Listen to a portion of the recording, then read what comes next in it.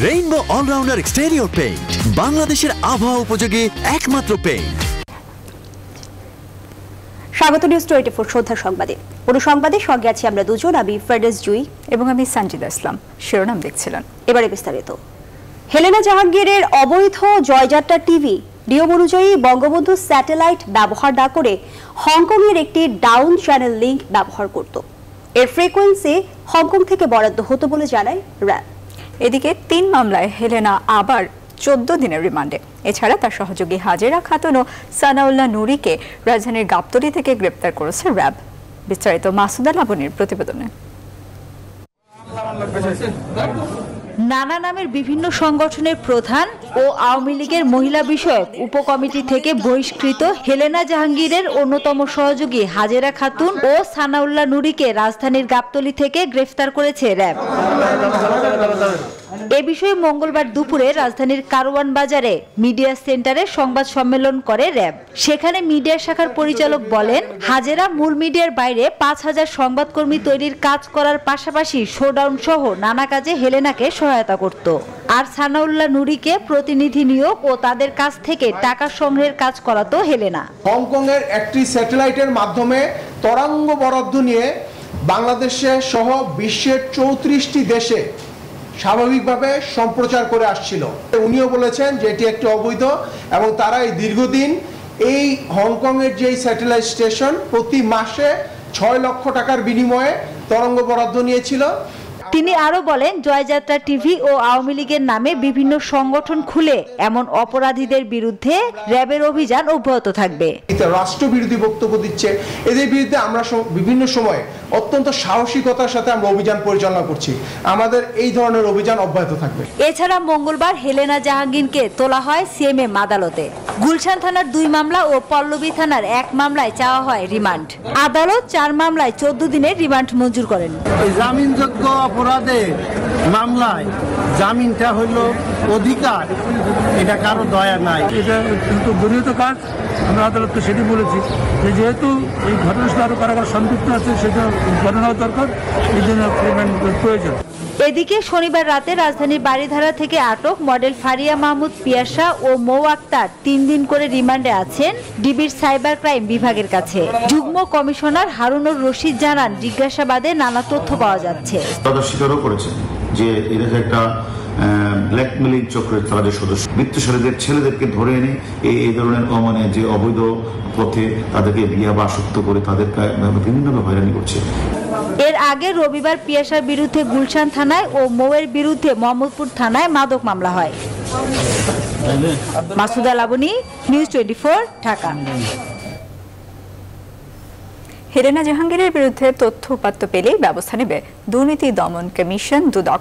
আইন শৃঙ্খলা বাহিনীর হাতে আটক হেলেনার 5টি গার্মেন্টস প্রতিষ্ঠান, 15টি ফ্ল্যাট সহ অঢেল সম্পত্তির বিষয়ে সংস্থাটি অনুসন্ধান করবে বলে জানিয়েছেন দুদক কমিশনার। এছাড়া মডেল পিয়াসা মৌ সাম্রাজ্যের অবৈধ সম্পদ অর্জনকারীদের সন্ধানে এরই মধ্যে শুরু হয়েছে অনুসন্ধান। আলী তালুকদার জানাচ্ছেন বিস্তারিত। সময়ের আলোচিত নাম হেলেনা জাহাঙ্গীর। রাজনীতির মাঠে বিশৃঙ্খলা সৃষ্টি, সাংবাদিকতা পেশাকে ঢাল হিসেবে ব্যবহার করে আইপিটিভির আড়ালে নিয়োগ বাণিজ্য, কখনো মডেল হয়ে মিউজিক ভিডিওতে অভিনয়।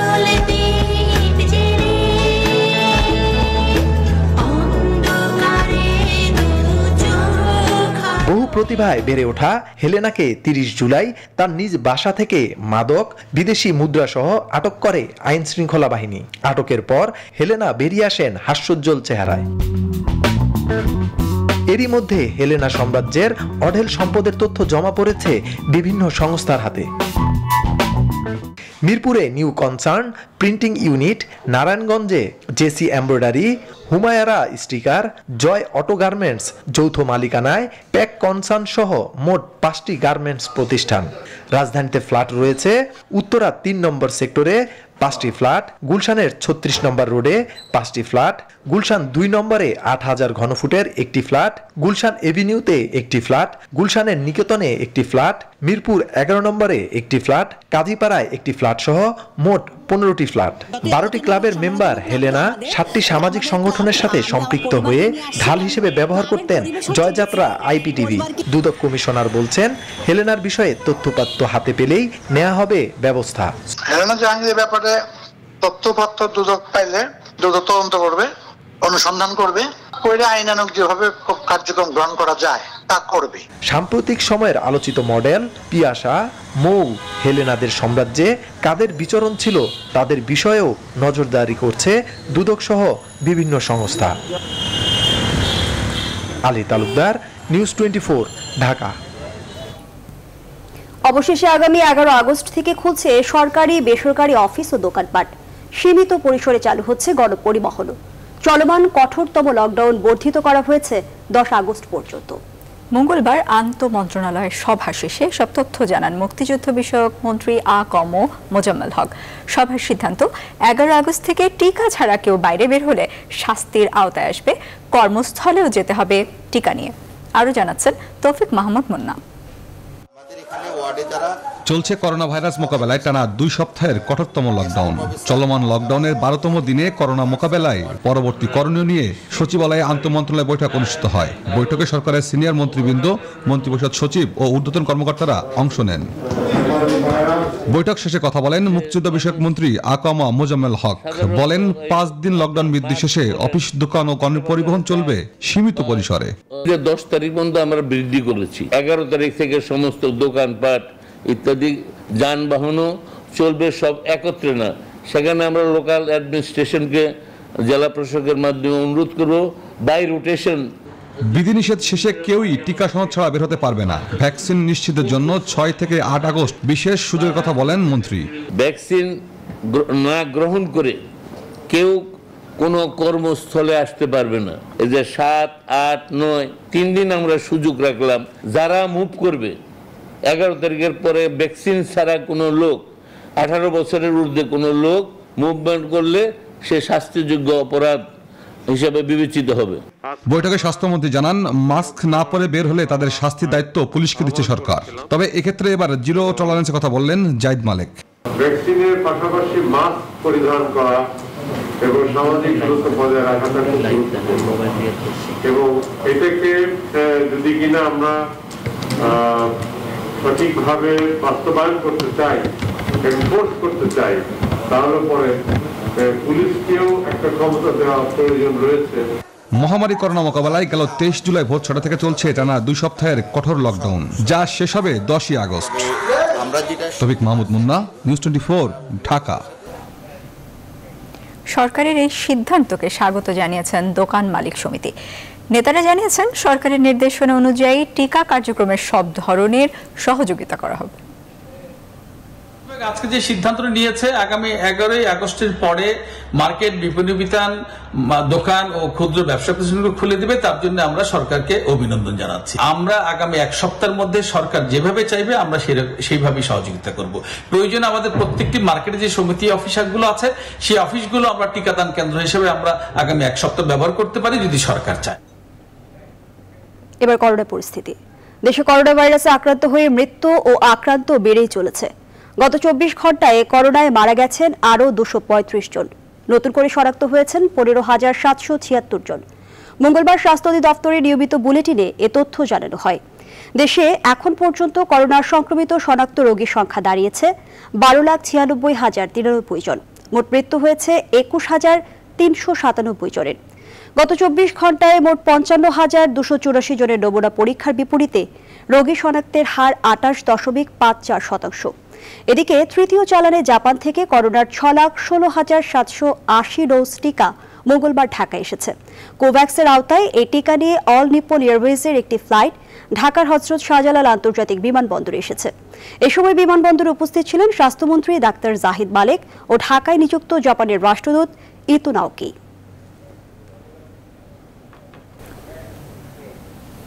এবারে রাজধানীর লকডাউনের খবর জানাতে যুক্ত হচ্ছেন সহকর্মী ফখরুল ইসলাম। ফখরুল, এর আগে আপনি বলছিলেন কঠোর লকডাউন, আসলে লকডাউনের অবস্থা পুরোপুরি শিথিল পর্যায়ে রয়েছে। এখন ঢাকার সড়কে কি পরিস্থিতি দেখছেন?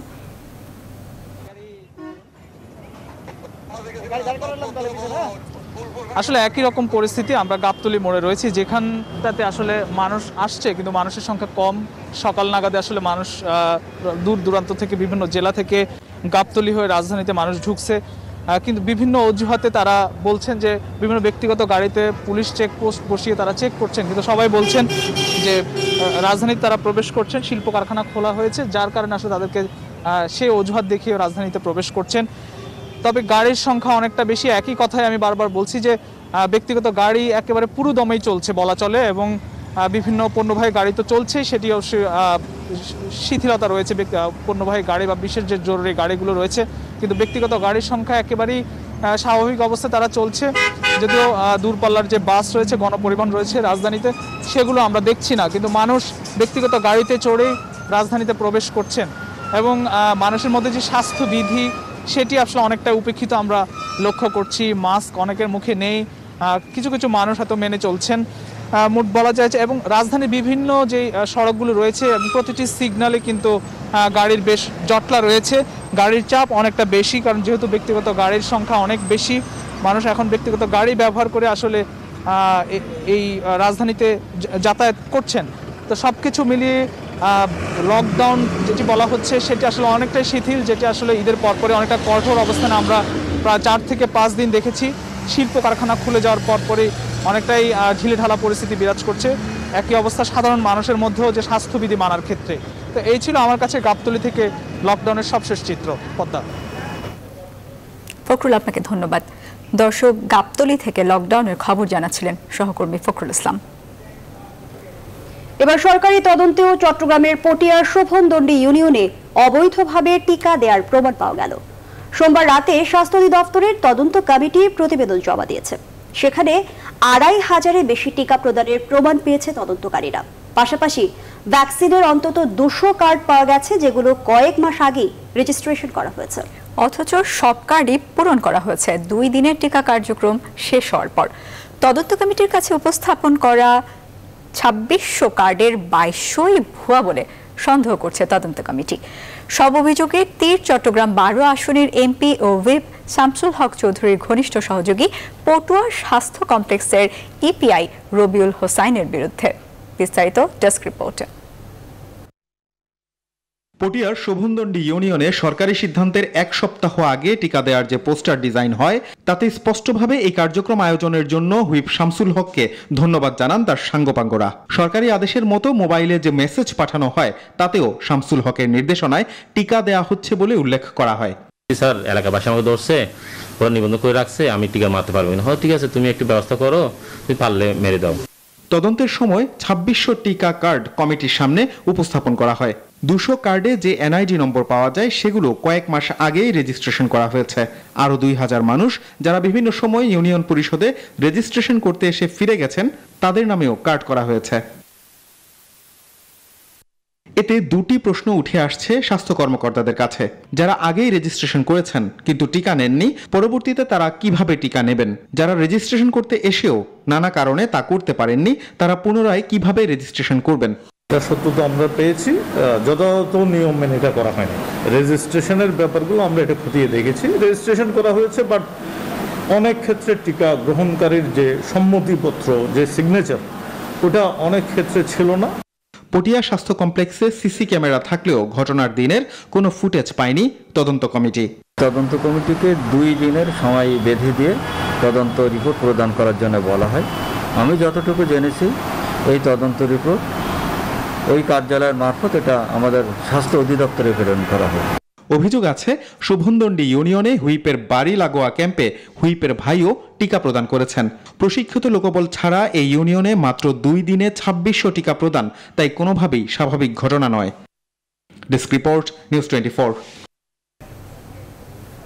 এক জায়গা থেকে সাধারণ মানুষ যেন সব ধরনের সরকারি সেবা পায়, তা নিশ্চিত করতে সংশ্লিষ্টদের নির্দেশ দিয়েছেন প্রধানমন্ত্রী শেখ হাসিনা। রাজধানীর মিরপুরে বস্তিবাসীদের জন্য ভাড়া ভিত্তিক ফ্ল্যাট হস্তান্তর অনুষ্ঠানে একথা বলেন তিনি। শেখ হাসিনা বলেন, নিম্নআয়ের মানুষদেরও ভালো পরিবেশের আবাসন নিশ্চিত করতে চায় সরকার। শাহ আলী জয় রিপোর্ট। 5টি 14 তলা ভবনে ভাড়া ভিত্তিক ফ্ল্যাট। মুজিব বর্ষ উপলক্ষে মিরপুরের বস্তিবাসীদের জন্য নির্মাণ করা হয়েছে 533টি ফ্ল্যাট। গণভবন থেকে ভার্চুয়াল প্ল্যাটফর্মে যুক্ত হয়ে প্রথম দফায় এর 300টি তাদের হাতে হস্তান্তর করেন প্রধানমন্ত্রী শেখ হাসিনা। বস্তির ঝুপড়ি ঘরের সমান বা তার চেয়ে কম ভাড়ায় এসব আধুনিক ফ্ল্যাটে থাকতে পারবেন নিম্ন আয়ের মানুষেরা। আসলে এরকম নিম্ন আয়ের মানুষের আমাদের প্রয়োজন আছে, দৈনন্দিন কাজের জন্য প্রয়োজন আছে, বিভিন্ন ধরনের নির্মাণ কাজের জন্য এই ধরনের প্রয়োজন আছে। কিন্তু বস্তিতে এত মানবেতর জীবন যাপন করে মানুষ, যেটা একটা অস্বাস্থ্যকর পরিবেশ, তাদের একটা সুষ্ঠু জীবন দেওয়ার জন্য, যেমন আমাদের দেশের যারা হরিজন ছিল বা দলিত শ্রেণী তাদের জন্য আমরা ফ্ল্যাট নির্মাণ করে দিয়েছি।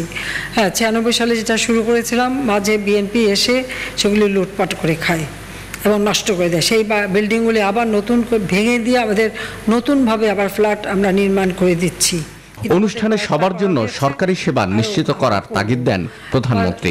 জনগণ যেন একবারে এক জায়গায় যে সব ধরনের সরকারি সেবা পেতে পারে সেই সুযোগটা করে দেওয়া। যে কারণে আমি প্রথমবার যখন সরকারে আসি তখন আমি ইউনিয়ন কমপ্লেক্স ভবন করে দিলাম, কারণ আগে প্রত্যেক ইউনিয়নে বিভিন্ন আমাদের যে সমস্ত সেবাগুলি মানুষ পায় তার আলাদা আলাদা অফিস, আলাদা আলাদা জায়গা। এতে যেমন আমাদের প্রচুর জায়গাও লাগে, সেই সাথে সাথে আবার আমাদের মানে মানুষেরও যাতায়াত এক একটা কাজের জন্য এক একটা অফিসে দৌড়াতে হয়। ভাড়া ভিত্তিক এসব ফ্ল্যাট হস্তান্তর ছাড়াও সরকারি কর্মচারীদের জন্য রাজধানীর মতিঝিল, মিরপুর, আজিমপুর, মালিবাগ এবং তেজগাঁয়ে আরও 5টি আবাসন প্রকল্পের উদ্বোধন করেন প্রধানমন্ত্রী শেখ হাসিনা। শাহ আলী জয়, নিউজ 24, ঢাকা। ঘুরে দাঁড়ানোর চেষ্টা করছে বিএনপি। ঢাকা মহানগরের নতুন কমিটি দেশে গণতন্ত্র প্রতিষ্ঠায় ভূমিকা রাখবে বলে প্রত্যাশা করেছেন দলের মহাসচিব মির্জা ফখরুল ইসলাম আলমগীর। মঙ্গলবার সকালে উত্তরার বাসায় মহানগর উত্তর দক্ষিণের নবগঠিত আহ্বায়ক কমিটি নেতৃবৃন্দের সাথে বৈঠকের পর বিএনপি মহাসচিব এই প্রত্যাশা জানান।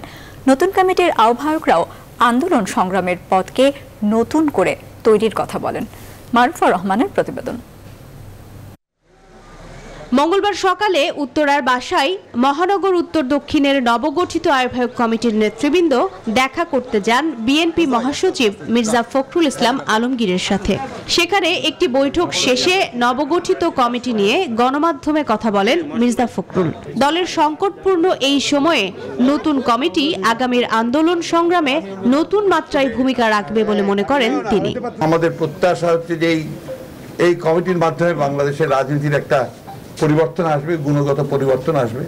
বর্তমানে যে অগণতান্ত্রিক আপনার একটি সরকার যে আমাদের সমস্ত আশা আকাঙ্ক্ষাগুলোকে বিনষ্ট করে দিচ্ছে, সেইখানে তারা তাদের দায়িত্ব পালন করবেন গণতন্ত্রকে প্রতিষ্ঠার জন্য, দেশনেত্রী বেগম খালেদা জিয়ার মুক্তির জন্য এবং দেশের গণতন্ত্র প্রতিষ্ঠার জন্য তারা তাদের ভূমিকা রাখতে সক্ষম হবেন।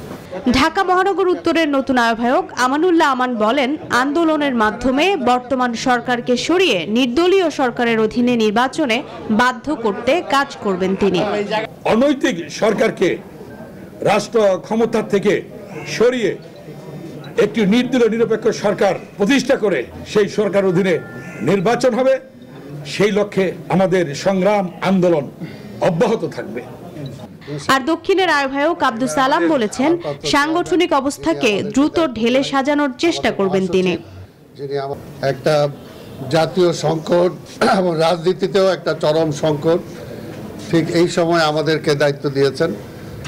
আমরা চেষ্টা করব আমাদের এই দায়িত্ব যাতে আমরা সঠিকভাবে পালন করতে পারি, সবাইকে সাথে নিয়ে, এবং আমরা উত্তর দক্ষিণ বিএনপি একসাথে মিলেই আমরা সমবেতভাবে মহানগরীতে কাজ করার চেষ্টা করব, যাতে কোথাও কোনো গ্যাপ সৃষ্টি না হয়।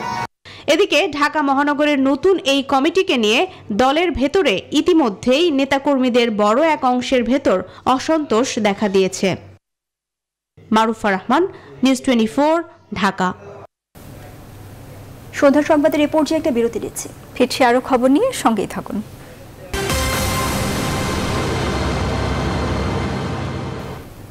আবারও স্বাগত, দেখছি নিউজ 24 সন্ধ্যা সংবাদ। অ্যাডিস মশা ধ্বংসে চিরুনি অভিযানেও রাজধানীতে কমছে না ডেঙ্গুর প্রকোপ, বরং প্রতিনিয়ত বাড়ছে ডেঙ্গু রোগীর সংখ্যা। ডেঙ্গু আক্রান্ত হয়ে 2 নারীর মৃত্যুর পর আতঙ্ক ছড়িয়েছে চট্টগ্রামে।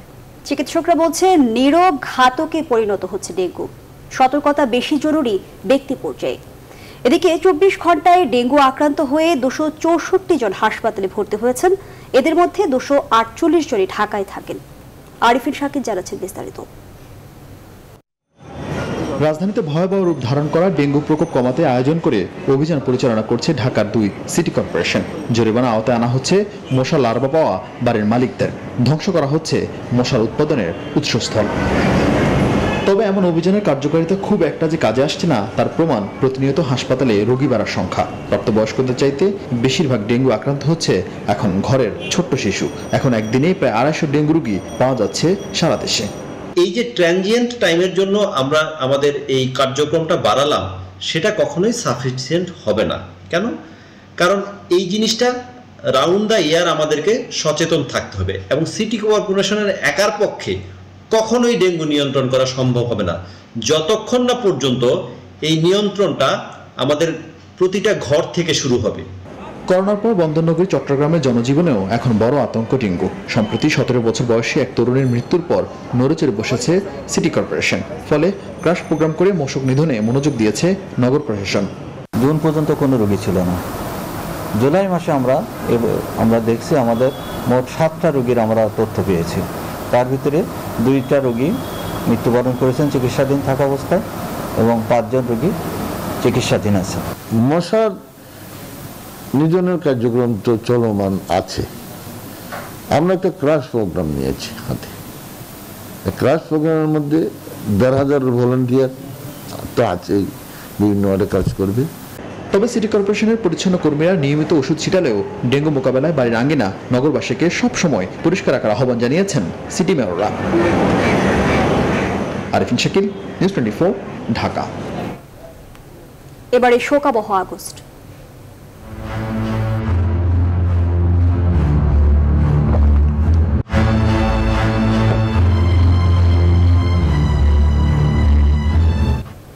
বিশ্বের কাছে এখন ঈর্ষণীয় বাংলাদেশের স্বাস্থ্য খাত।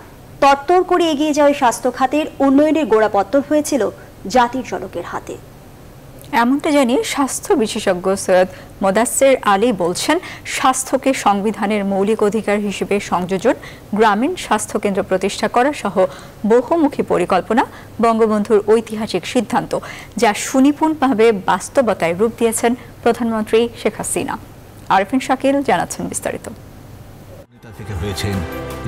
রক্তের দামে স্বাধীনতা মিললেও স্বাস্থ্যসেবার মতো মানুষের মৌলিক চাহিদা পূরণের স্বপ্ন তখনও বহুদূর। কিন্তু স্বপ্নদ্রষ্টা যখন স্বয়ং বঙ্গবন্ধু, তখন কোনো বাধাই স্বপ্ন আটকাতে পারে না। যুদ্ধ বিধ্বস্ত বাংলাদেশে জাতির জনক প্রথম সংবিধানে স্বাস্থ্যসেবাকে মৌলিক অধিকার হিসেবে অন্তর্ভুক্ত করেন। এরপর শুরু হয় স্বাস্থ্য খাতকে শক্তিশালী করার অদম্য চেষ্টা। শুরুতে সাবেক পিজি হাসপাতালকে পূর্ণাঙ্গ ইনস্টিটিউট ও হাসপাতাল হিসেবে স্থাপন, চিকিৎসকদের পোস্ট গ্রাজুয়েশনের ব্যবস্থা, এরপর বিসিপিএস, বিএমআরসি, জনস্বাস্থ্য পুষ্টি প্রতিষ্ঠান, পুষ্টি পরিষদ, নার্সিং ইনস্টিটিউট, বিএমডিসি, পঙ্গু, শিশু আর সলিমুল্লাহ মেডিকেল কলেজ হাসপাতাল প্রতিষ্ঠা সহ 10 দফা উদ্যোগ নেন। পরিকল্পনা হাতে নেন অসংখ্য সাধারণ মানুষ, এখন পর্যন্ত যার সুফল পাচ্ছে। বঙ্গবন্ধুর নির্মম হত্যাকাণ্ডের পর সব পরিকল্পনা থেমে যায়। 2009 সালের পর প্রধানমন্ত্রীর দায়িত্ব পেয়ে শেখ হাসিনা সরকার একে একে সেই পরিকল্পনা ধরে অগ্রসর হয়। অবকাঠামোগত উন্নয়ন, গবেষণা, ঔষধ শিল্প প্রসার, স্বাস্থ্যসেবা সহজলভ্যতা, কমিউনিটি ক্লিনিক স্থাপন, বিনামূল্যে টিকাদান আর জেলায় জেলায় মেডিকেল কলেজ স্থাপনের সিদ্ধান্ত স্বাস্থ্য খাতকে এগিয়ে নিয়েছে অনেক দূর। আমাদের অগ্রযাত্রা অন্য যে কোনো দেশের জন্য ঈর্ষণীয় পর্যায়ে উন্নতি হয়েছে, এবং এই উন্নতির অন্যতম কারণ হচ্ছেন যে শুধুমাত্র মুখে বলেননি, রাষ্ট্রনায়ক শেখ হাসিনা ট্যাক্স তুলে দিয়েছেন, অনেক রকমের ইনসেন্টিভ দিয়েছেন, এবং আরো অনেক দিতে বলেছেন। যে কোনো মিড ইনকাম কান্ট্রি যে পর্যায়ে আছে, আমরা তাদের চেয়ে অনেক উপরের দিকে আছি। প্রধানমন্ত্রী সাবেক উপদেষ্টা সৈয়দ মোদাসের আলী মনে করেন, অগ্রগতির ক্ষেত্রে এখনো বড় চ্যালেঞ্জ চিকিৎসকদের মানসিকতার পরিবর্তন। মানুষের সাথে কিভাবে ব্যবহার করতে হয়, এই যে হিউম্যান রিলেশন, এটা আমাদের কোর্সের অন্তর্ভুক্ত করা দরকার। সাইকোলজি অন্তর্ভুক্ত করা দরকার। আমাদের আন্তর্জাতিক মানের চিকিৎসক আছে, কিন্তু আন্তর্জাতিক মানের চিকিৎসা প্রদানের অন্যান্য যে শর্তগুলি, সেই শর্তগুলি আমরা পালন করছি না। প্রান্তিক পর্যায়ে চিকিৎসাকে আরো সহজলভ্য করতে দেশের বড় বড় শিল্প প্রতিষ্ঠানকে এগিয়ে আসার পরামর্শ দিয়েছেন তিনি। একটা বড় আকারের হাসপাতাল বা medical college. Arifin Shakil, news 24, Dhaka. এবার দেশের বিভিন্ন স্থানে ঘটে যাওয়া ঘটনা নিয়ে টুকরো খবর।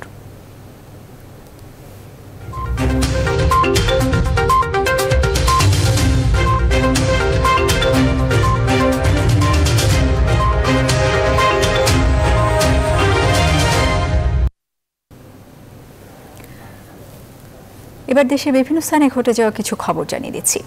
নোয়াখালীর বেগমগঞ্জে একটি মাদ্রাসায় খাদ্যে বিষক্রিয়ায় এক শিক্ষার্থীর মৃত্যু হয়েছে। অসুস্থ হয়ে হাসপাতালে ভর্তি আরও 17 শিশু। সোমবার রাতে খাবারের পর একে একে অসুস্থ হয়ে পড়লে তাদের নোয়াখালীর সদর হাসপাতালে নিয়ে যাওয়া হয়। বাবা মা না থাকায় ওই এতিমখানায় এখন 35 জন শিক্ষার্থী অবস্থান করছে। ফেসবুকে মানহানিকর স্ট্যাটাসের প্রতিবাদ করে নারায়ণগঞ্জের রূপগঞ্জে মোহাম্মদ সানি নামে এক কিশোরকে কুপিয়ে হত্যা করেছে দুর্বৃত্তরা। সোমবার রাতে এই ঘটনা ঘটে। এ সময় আরও 3 জনকে কুপিয়ে জখম করা হয়। সেনা কর্মকর্তা, ডাক্তার, পুলিশ ও ডিসি পরিচয়ে নানা সময় প্রতারণার অভিযোগে নওগাঁয় সাদ্দাম হোসেন নামে এক যুবককে আটক করেছে পুলিশ। তার বিরুদ্ধে প্রতারণা করে লাখ লাখ টাকা হাতিয়ে নেওয়ার অভিযোগ আছে।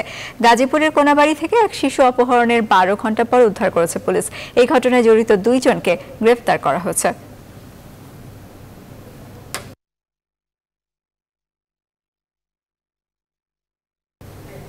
সন্ধ্যা সংবাদে আবারও বিরতি দিচ্ছে, সঙ্গেই থাকুন। বিরতির পর আবারও স্বাগত। দেখছেন নিউজ 24 সন্ধ্যার সংবাদ। কঠোর বিধিনিষেধের মধ্যেই প্রতিদিন রাজধানীতে ফিরছেন মানুষ। সড়কে বেড়েছে গাড়ির চাপ, তবে গণপরিবহন না থাকায় বেশ দুর্ভোগে যাতায়াত করছে মানুষ। স্বাস্থ্যবিধির বালাই নেই কোথাও। লকডাউনে করোনার বিধিনিষেধ মানাতে বেশ হিমশিম অবস্থা আইন শৃঙ্খলা বাহিনীর। নাইম মালচিকোর প্রতিবেদন। সড়কে ব্যক্তিগত যানবাহনের দীর্ঘ যানজট দেখে বোঝার উপায় নেই দেশে চলছে কঠোর লকডাউন। কঠোর বিধিনিষেধের 12তম দিন রাজধানীর চেকপোস্টগুলোর অধিকাংশই দেখা যায় পুরোই ফাঁকা। অবাধেই এসব চেকপোস্ট গলিয়ে চলাচল করছে যানবাহন। এরই মধ্যে অধিকাংশ অফিস খুলে যাওয়ায় স্বাস্থ্যবিধির তোয়াক্কা না করে রাজধানীতে এদিনও প্রবেশ করেন হাজার হাজার মানুষ। গণপরিবহন না থাকায় চরম ভোগান্তিতে পড়তে হয় তাদের। পাশাপাশি ভোগান্তিতে পড়েন অফিস ও চিকিৎসা নিতে আসা মানুষরাও। 150 টাকা ভাড়া গাজীপুর, তো এইখানে 400 টাকা বেশি, মানে 250 টাকা বেশি নিচ্ছে। আসলে পুরোপুরি মানা হচ্ছে না, এটা আমার ধারণা। আমার মুখে মাস্ক আছে। এই যে দেখেন আপনি এখানে তাকাই দেখেন হাজার হাজার মানুষ, একটা গাড়ি নেই, কিভাবে যাবো বলেন? মাইকের ভিতরে 16 জন লোক উঠাইছে, একজনের কোলের উপরে আরেকজন, আরেকজনের কোলের উপরে আরেকজন। দেখতেছি কিভাবে যায়, এখন তো ভেঙে যাইতে হইব। 100 টাকা দিয়ে ভাড়া দিয়ে যাবো, 100 টাকা তো থাকতে হইব, ওই টাকাটা থাকতে হইব না, বাধ্যতামূলক ডাক্তার কাছে যাওয়া। 3 বার ভাঙে তো আমি আসলামই, একবারই আসতাম, আর সবই তো চলতেছে, কোনো কিছু বন্ধ আছে? অন্যান্য দিনের তুলনায় রাস্তায় গাড়ি ও মানুষের আনাগোনা বাড়ায় ট্রাফিক নিয়ন্ত্রণে হিমশিম খেতে হয় আইন শৃঙ্খলা রক্ষাকারী বাহিনীর সদস্যদের। এই গাড়িগুলো আপনার ম্যাক্সিমাম গার্মেন্টস কর্মী, গার্মেন্টসের অফিসার, গার্মেন্টসের ব্যবস্থাপক, এনারাই ম্যাক্সিমাম মুভ করতেছে। পায়ে হেঁটে যাত্রীর সংখ্যা বেশি, সেক্ষেত্রে গাড়ি কিছু পাস করতে একটু সমস্যা হচ্ছে আমাদের। ট্রাফিকটা নিয়ন্ত্রণে একটু হিমশিম খাচ্ছি আমরা। দেশে প্রতিদিন করোনা সংক্রমণে প্রাণ হারাচ্ছেন শত শত মানুষ। তাই মানুষ এখনো সচেতন না হলে ক্রমবর্ধমান করোনা সংক্রমণ আরো ভয়াবহ রূপ নিতে পারে বলে আশঙ্কা বিশেষজ্ঞদের। নাইম আলচিকো, নিউজ 24, ঢাকা। এবারে ফার্স্ট সিকিউরিটি ইসলামী ব্যাংক অর্থ ও বাণিজ্যের সংবাদ।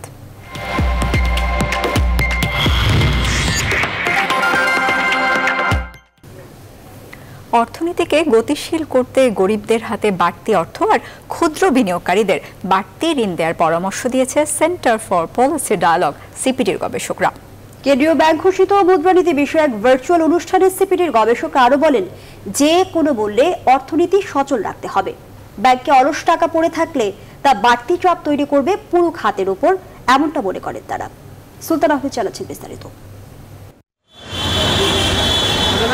বেসরকারি খাতে বিনিয়োগ কমে যাওয়ায় ব্যাংকগুলোতে জমা হচ্ছে অলস অর্থ জানিয়ে উদ্বিগ্ন কেন্দ্রীয় ব্যাংকও। মুদ্রানীতিতে বাংলাদেশ ব্যাংক উল্লেখ করেছে, বাড়তি অর্থ চাপ তৈরি করলে তা তুলে নেবে তারা। যদিও বেসরকারি গবেষণা প্রতিষ্ঠান সিপিডি মনে করে অর্থ তুলে নেয় সমাধান নয়, তাদের পরামর্শ বেসরকারি খাতকে চাঙ্গা করার। এজন্য এসএমই উদ্যোক্তাদের বাড়তি ঋণ ও দরিদ্রদের হাতে নগদ অর্থ দেওয়ার পরামর্শ তাদের। অতি দরিদ্র যারা হয়ে গেছে, দরিদ্র যারা, তাদের নগদ অর্থ দিতে হবে। আর যারা উদ্যোক্তা আছে, যারা ক্ষুদ্র, তাদেরকে অর্থ সহায়তা দেওয়া। বাংলাদেশ ব্যাংকের ওরকম কোনো সুনির্দিষ্ট তারা কিভাবে এই চাহিদাটাকে চাঙ্গা করবেন সেটা কিন্তু সেখানে কিন্তু বলা নাই। সরকারি প্রণোদনার অর্থ নিয়ে অন্য খাতে বিনিয়োগ যাতে না হয় সেই দিকে নজর দেওয়ার কথাও বলছে সিপিডি। পাশাপাশি অর্থনৈতিক অঞ্চল দ্রুত বাস্তবায়ন সহ বেশ কিছু পরামর্শ আসে গবেষকদের কাছ থেকে। গত মাসটা যেই ধরনের একটা কঠিন লকডাউন গেল সেই তুলনায় বরাদ্দ কিন্তু খুব বেশি আসছে তা না। নতুন যে প্রণোদনা প্যাকেজ এসছে সেখানেও বরাদ্দ আমরা মনে করি না যে যথেষ্ট হয়েছে, আরো বেশি বরাদ্দ দেওয়ার প্রয়োজন হবে। পুঁজিবাজারে সাম্প্রতিক উত্থানে কোনো কারসাজি রয়েছে কিনা সাংবাদিকদের প্রশ্নের জবাবে তা খতিয়ে দেখার আহ্বান জানায় গবেষণা পরিচালক গোলাম মোয়াজ্জেম। সন্দেহজনক যে সমস্ত স্টক সেই জায়গাগুলোতে দেখা যাচ্ছে ট্রানজাকশন বাড়ছে এবং সেখানে এক ধরনের আগ্রহ তৈরি হয়েছে। এটির ক্ষেত্রে আমাদের কাছে যেটি মনে হয় যে পুঁজিবাজারের ব্যাপারে নিয়ন্ত্রক সংস্থার নজরদারি রয়েছে, কিন্তু আমরা মনে করি যে এটি ঘনিষ্ঠভাবে পর্যবেক্ষণের দরকার রয়েছে। এছাড়া রেমিটেন্সের উপর 2% প্রণোদনা নিয়ে একই অর্থ বারবার আনা হচ্ছে কিনা তা খতিয়ে দেখারও আহ্বান জানায় সিপিডির গবেষকরা। সুলতান আহমেদ, নিউজ 24, ঢাকা। এবার নিউজ 24 আন্তর্জাতিক।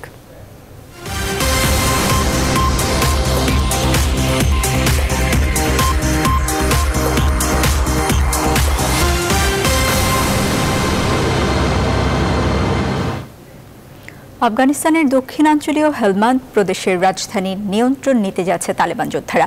তালেবানের কাছে আফগানিস্তানের প্রথম কোনো প্রাদেশিক রাজধানীর পতন হতে পারে এটি। হেলমান্দ প্রদেশের রাজধানী লস্করগাহের বিভিন্ন অঞ্চলে তালেবানের লক্ষ্যবস্তুতে বিমান হামলা চালাচ্ছে যুক্তরাষ্ট্র ও আফগান বাহিনী, অন্যদিকে তীব্র লড়াই চালাচ্ছে তালেবান যোদ্ধারাও। সর্বশেষ হামলায় তালেবান বলছে তাদের হামলায় 10 সেনা ও পুলিশ সদস্য নিহত হয়েছেন, বিপরীতে তালেবান যোদ্ধা নিহত হয়েছেন 14 জন। এরই মাঝে একটি টিভি স্টেশন দখলের কথা জানিয়েছে সশস্ত্র গোষ্ঠীটি। আশ্রয়ের খোঁজে গ্রামের দিকে ছুটছে হাজার হাজার বেসামরিক মানুষ। লড়াই এবং বিমান হামলায় বিভিন্ন শহরে রাস্তায় রাস্তায় লাশ পড়ে থাকার কথা জানাচ্ছেন স্থানীয়রা। এদিকে তালেবানের অগ্রযাত্রা ঠেকাতে পার্লামেন্টে সোমবার এক নিরাপত্তা পরিকল্পনা উপস্থাপন করেছেন আফগানিস্তানের প্রেসিডেন্ট আশরাফ গানি। 5 ম্যাচ সিরিজের প্রথম টি20তে মিরপুরের শেরে বাংলা অস্ট্রেলিয়ার মুখোমুখি হয়েছে বাংলাদেশ। সেখানে আছেন সহকর্মী পার্থ বণিক। পার্থ, অস্ট্রেলিয়ার বিপক্ষে টসে হেরে ব্যাট করে অজিদের 132 রানের টার্গেট দিয়েছে বাংলাদেশ। এই সংগ্রহ নিয়ে শক্তিশালী অজিদের বিপক্ষে ম্যাচ বের করে আনা কতটা চ্যালেঞ্জিং?